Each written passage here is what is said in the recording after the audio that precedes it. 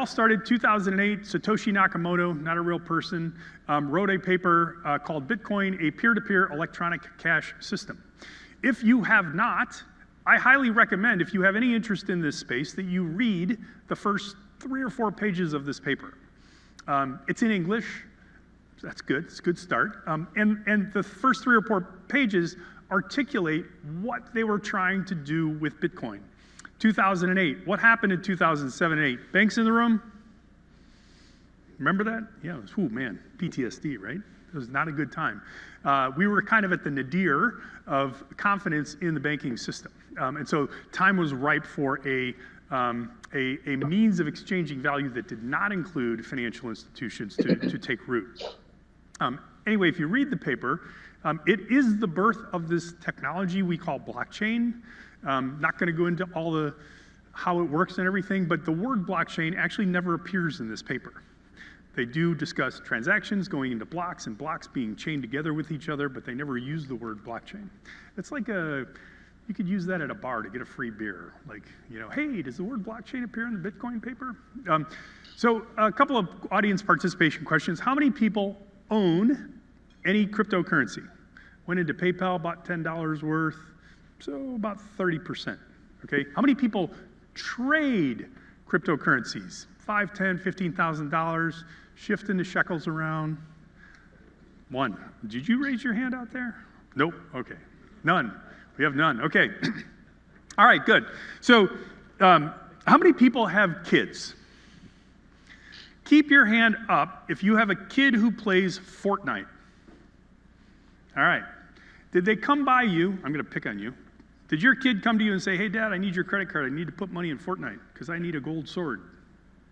Haven't done that yet? Oh, yep, got one. All right. Hold that thought. Okay. So what makes blockchain special as a technology? Remember, Bitcoin is an application. That application runs on some underlying technology, and that class of underlying technology is referred to as distributed ledger technology. Some people use distributed ledger and blockchain synonymically. I don't know how to say that. But anyway, so what is special about this class of technology, this distributed ledger technology? We are all familiar with the computer systems we have in our companies. We have an order entry system if you're a manufacturer. You have a general ledger system as a financial institution. You have an account management system. All of that technology all runs inside your building, inside assets that you own. You have a database, Oracle, Microsoft, whatever your database is, you have a database, you own that database. Only your system can change that database, right? The concept of a distributed ledger is to take that database, that list of things that have happened in the world, and now make every table in this room a node on the network. And when I make an update to the network through Amy's table, that update automatically propagates to all the other tables, which means at any point in time, without having to trust Amy, because, well, Amy, without having to trust Amy, because Amy owns the infrastructure and Amy owns the database, in this distributed ledger world, there's some inherent trust because those transactions are propagated across the whole network. And for a bad person, a nefarious actor to do something that we don't want to have happen, they would have to somehow modify the ledger in every location. So, some sort of shared authority. I don't have to trust one person. The transactions are immutable. What that means is, once I take a transaction and put it into this ledger, I can never pull it out. Think about that. Anybody have a change of address capability within any system in your organization? Like, how do you do that, right? So, the blockchain and distributed ledger becomes good for situations where I want to have that history of transactions stick around. Consensus. If I'm going to do a transaction through Amy, and we're going to have every table in this room do something with those transactions, what's your incentive to do anything with the transaction? If you have no incentive, you won't do anything. And if you don't do anything, and you don't do anything, and you don't do anything, then the whole system falls apart. So there has to be some incentive. In Bitcoin, the incentive is Bitcoins. It's value, okay? But that's not necessarily always true. There's a great blockchain application story that you can read about. It's a Walmart food service or food supply chain app built by IBM, I think. And what's the motivation for all those parties to participate in the ecosystem? Well, they all want safe food. And they all know that when one head of lettuce is found to have listeria, I take half the country's lettuce and throw it away. So if I could somehow have better provenance of that lettuce and only throw away one truckload, that would be good for the entire ecosystem. So that shared value doesn't have to be a currency. It has to be something that's valuable to my business. And that's the economic balance. Okay, last item on that slide was if you're, hey, what's this Ethereum thing? Well, every coin that's out there has a white paper. Like I said, go read the Bitcoin white paper. If you're really curious, you can go read the white papers on any of the projects. There is a project called Beer Money. And in the Beer Money projects, it's 3 Spanish guys who articulate in the white paper that we would like to develop a digital currency that the trading of which generates value to us so we can go buy beer. I kid you not, right? Anyway, so it all started with Bitcoin. Bitcoin had a very particular purpose: move value from one entity to another entity, entities represented by cryptographic wallets, and do so without any intermediaries. That was its objective. And it developed this really innovative distributed ledger technology underneath in order to support that objective. As time has gone on, we have seen bunches of innovation, okay? And so this, if you steal one slide, if you're gonna take a picture of this slide, right? Because it started with Bitcoin, kind of the mother of all digital currencies. When Ethereum came out, Ethereum introduced this concept of a smart contract. So earlier I talked about the ledger itself being at each individual table. A smart contract takes the code and puts it next to the data and distributes it to every table in the room. So that not only the data, but the actions that are taken upon the data can all be distributed, all right? That opened up a whole bunch of other things that I could possibly do. If you pay early and I want to give you a 2% discount, that could all happen in the distributed ledger. If you pay late and I want to charge you usurious interest of 50%, I could do that in the contract, right? And so all the other things that you hear about, non-fungible tokens, securitized token offerings, DeFi, those are all products of being able to distribute the actions of the data with the data. And on the far right-hand side is central bank digital currency. I'm going to steal another Amy line. CBDC is the C that makes you feel good. How about that?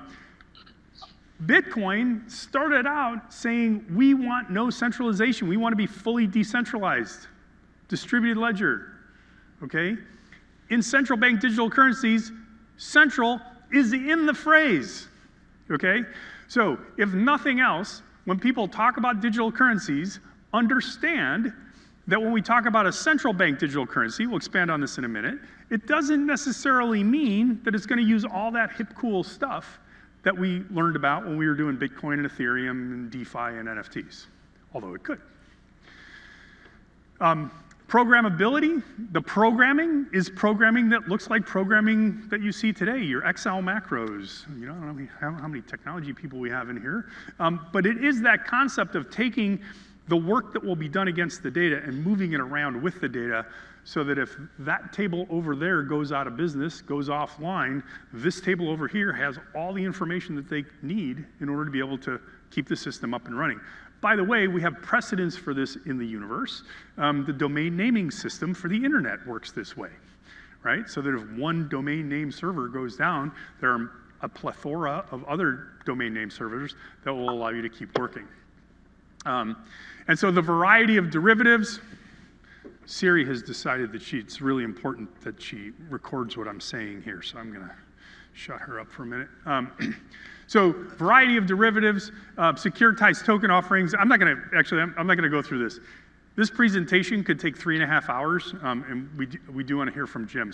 But the bottom line is, all of these, think of all of these as different applications where the application sits on some underlying supporting technology where the core of that underlying technology is a distributed ledger, all right? And just like when I say database, some of you are Microsoft customers and you think it's the Microsoft database. Some of you are Oracle customers and think it's the Oracle database. When I say distributed ledger, there are many providers of distributed ledgers. There are many protocols for distributed ledger. But all of these things are applications where those applications seek to achieve an objective that sit on top of some underlying technology. Okay, shifting the presentation a little bit. Did anybody fly into Kansas City for this? No, it's kind of a local thing. All right. I'm going to pick on somebody. You. Have you ever flown? What's your favorite airline? Where do you have all your miles, points? Southwest. All right. Southwest rewards. I don't fly Southwest. In Chicago, they only flew out of Midway. I'm like 35 miles from Midway. I'm 3 miles from O'Hare, so I don't fly Southwest. Her points mean nothing to me, right? I fly United. She might hate United. My United points don't mean anything to her. Anytime but for both of us, they do have inherent value. And so the value in any ecosystem accrues to the people who are in that ecosystem. If you're not in the United ecosystem, United miles don't mean anything. If you're not in the Marriott system, Bonvoy points don't mean anything. But if you are, they have value, all right? Expand your thinking on that to currency. You know, we've only had money as we know it for about 150 years. Does anybody here understand what I mean when I say bank draft? Anybody? All right. Used to be that money was issued by a bank. I would go to Boatman's Bank Shares in St. Louis and I'd sell all of my pelts that I got hunting, and they would give me Boatman's Bank Shares. And I would take the train and I'd go to New York and I'd go to Chemical Bank in New York and I'd say, hey, I've got all this money. And if Chemical Bank did not have a relationship with Boatman's Bank to be able to agree to exchange at par value, then I wouldn't get my $100. I'd get $98 or whatever. And then Chemical Bank, when they took that bank share, had to put somebody on a train, go back to St. Louis, hand in the bank share and get a pound of gold or whatever, right? Pretty inefficient. The central bank. Let's create money. Let's create the US dollar. So we created the dollar so that within our ecosystem, within our economy, we could exchange value. Could have been the dollar, could have been anything else. The picture here is a rye stone. True story, kind of fun to read. On the island of Yap, your measure of wealth is determined by the size of the rock in front of your hut. I don't make this stuff up. All right, so bankers, I need bankers. Not you guys, because I was already talking to you, and you might cheat. I saw one over here. Okay, I got a question. You ready? What's a dollar?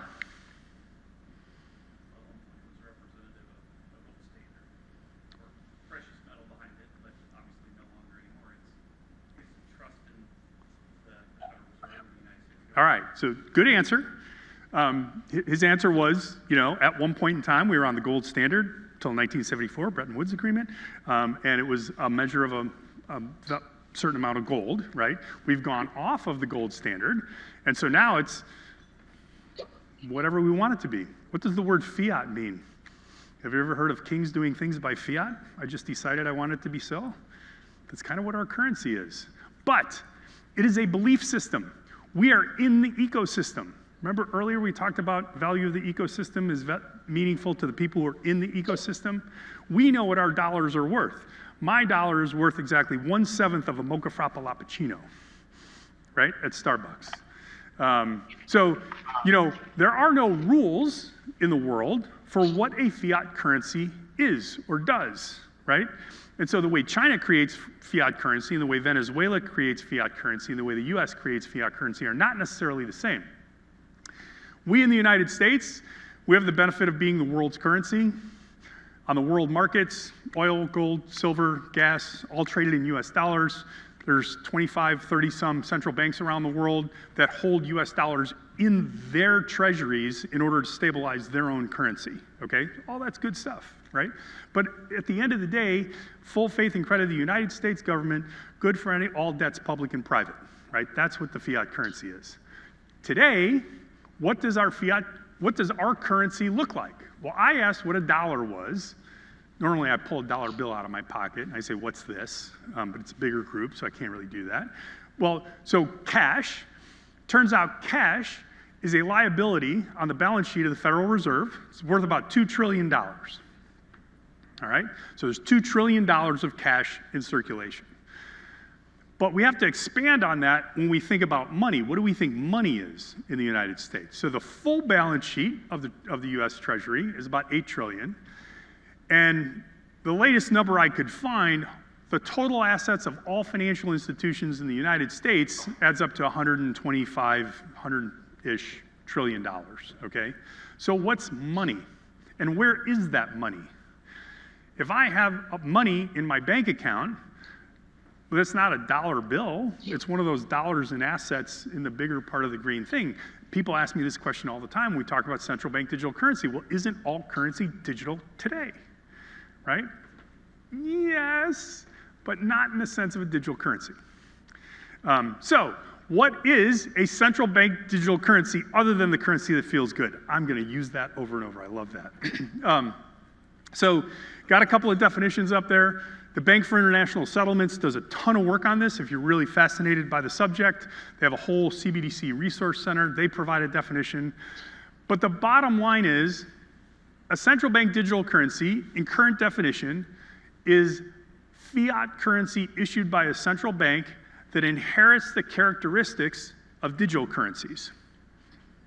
All right? So all the cool things that I talked about, programmable money, immutable, it's available potentially in multiple, it's controlled by a wallet, all of those kinds of characteristics are applied directly to the fiat currency. I'm going to come back to the Fortnite story. Okay? Why is it that in order for your son to buy the gold sword in Fortnite, you have to give him a credit card, and the credit card has to be taken by Fortnite, and through the whole merchant acquirer network, some amount of shekels, dollars, need to move into the Fortnite world? Because there is no way to digitally transact directly using a dollar. Think about that. If you had to tip somebody parked the car, there's no valet parking at the Fed, but let's assume there was. You go to get your car, you want to give the guy $5, you got a $5 bill.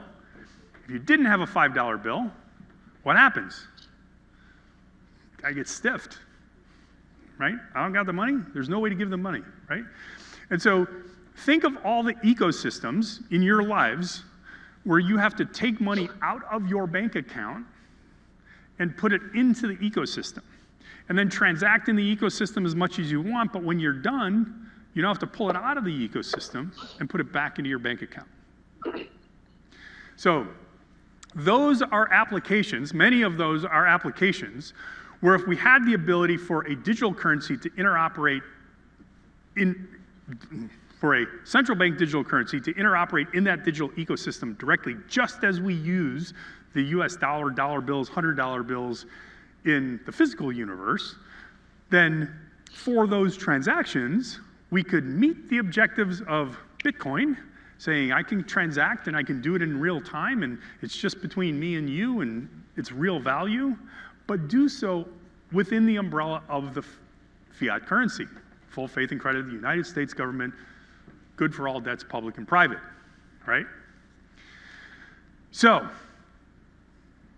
I told you, if your ears aren't bleeding, then if your ears are bleeding, I'm sorry, but this is going to go fast. A lot of work going on in central bank digital currencies around the world. I'm going to jump to the map. This is, by the way, these slides I think will be available. You have to check with Amy, but I have links on all these slides, so if you are interested and have nothing to do on a Saturday afternoon, plenty of reading to do. This particular one's kind of interesting because it's an interactive map. You can float your mouse over various countries around the world and see what they're up to. The Bahamas, I think it's the Bahamas, the Bahamian sand dollar. The Bahamas was the first country that launched a digital currency. They have the Bahamian sand dollar. People ask me this all the time. Well, wait a minute. What would a US dollar central bank digital currency be worth? It would be worth $1. Well, so it's pegged to the dollar. No, it's not pegged to the dollar. It is the dollar, right? I gave a presentation with a person from MasterCard who worked on taking MasterCard and making it transact with the Bahamian sand dollar in the Bahamas. And in that conversation, she was like, look, we're MasterCard. We deal with 195 different currencies around the world. This was really easy for us. I have two currencies. They're equal to each other. There's no exchange rate. It's the same thing, you know? So again, the concept of central bank digital currencies is a fiat currency, a currency actually issued and stood behind by the federal government, by the central banker, that can interact digitally in a native way. When it comes to central bank digital currency, so I've talked about a lot of things, and when you enter the conversation with people on the central bank digital currency topic, they will take every feature they have ever heard about any digital currency and say the central bank digital currency will do this. And so people who like a central bank digital currency says, oh my gosh, it's gonna be fast, and I control it with my wallet. And people who don't like it will say, well, the government's gonna be looking at every single transaction, okay? None of that's true. I'm a guy that never says never and never says always, but I can guarantee you a central bank digital currency will not have every feature you have ever heard attributed to a digital currency. So that raises the question, which features will it have?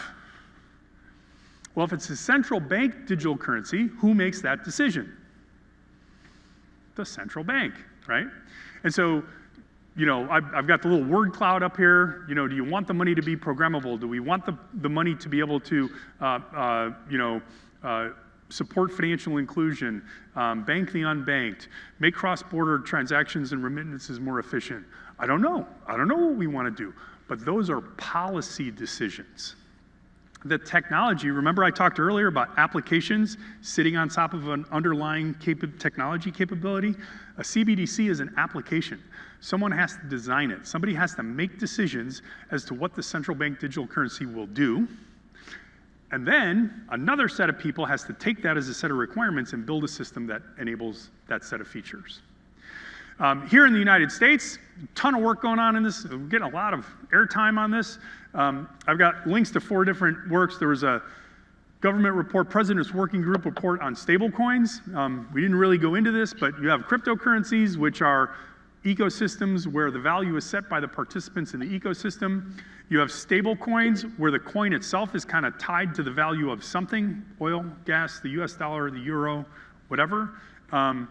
Those stable coins kind of fall into different categories themselves, right? You know, you could have a peg stable coin that's fully backed, a peg stable coin that's nominally backed. You could have an algorithmic stable coin. So the President's Working Group on stablecoins said, wait a minute, consumers are thinking that these are all the same thing. So we need to figure out how are we going to define it, and once we've defined it, what are we going to do about it? Now, if it's the government and they say, what are they going to do about it, what does that mean? Generally means laws and regulations, right? They're going to come up with some set of rules and guidelines. The end of last year, President Biden issued the executive order regarding digital assets. 6 items in the letter, 2 that I will highlight. 1, he specifically calls on the regulatory agencies within the United States. Are there any regulators in the room? Okay, to call on the regulators in the United States to get their stuff together, right? Because we're still fighting over, is it a CFTC thing, or is it an STC thing, or is it a FTC thing, or is it an OCC thing? Is it cash? Is it an investment? And so I speak a lot with a guy by the name of Marco Horo, who is a regulator with the OCC, and when asked in open forum one time, what's the single biggest problem from a regulatory perspective we need to solve in the United States? And he said, taxonomy. We need to define what these things are, and we all need to refer to them by the same names, right? And so one of the things in the executive order is to kind of address that. And then the second thing in the executive order is, has to do with central bank digital currencies.